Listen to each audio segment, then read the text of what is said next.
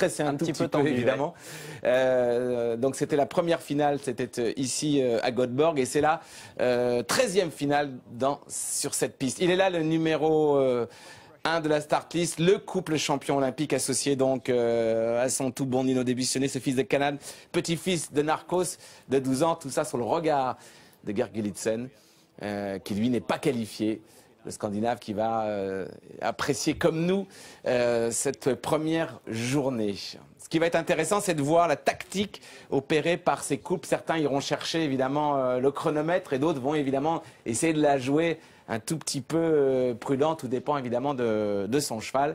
Alors, c'est intéressant de démarrer avec Steve, sauf que c'est pas toujours un très bon numéro et qu'en plus, 2-3 fois en indoor, ça se passe un tout petit peu moyen pour Nino. On l'a vu il y a 15 jours chez nous à Paris au Grand Palais, avec une faute sur le numéro 2.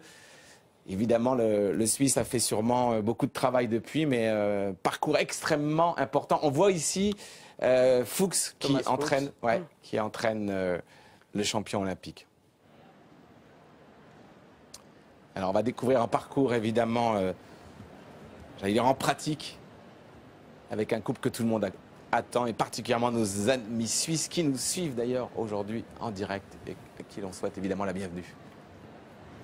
Allez, c'est parti pour Steve.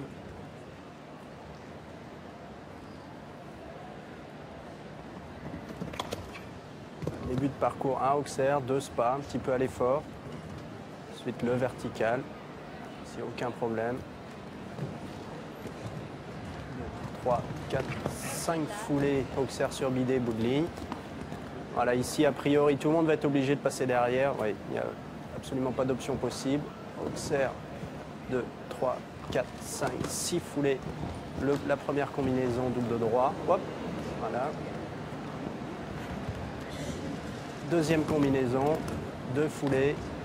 2, 3, 4. 4 foulées un tout petit peu direct, a priori, Auxerre avec la haie dessous.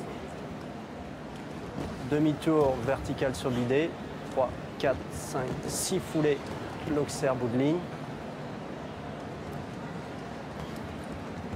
Ici, la troisième. Ça tourne 4 secondes se rajoute au chronomètre du Suisse. 4, 5, 6, 7 et le dernier.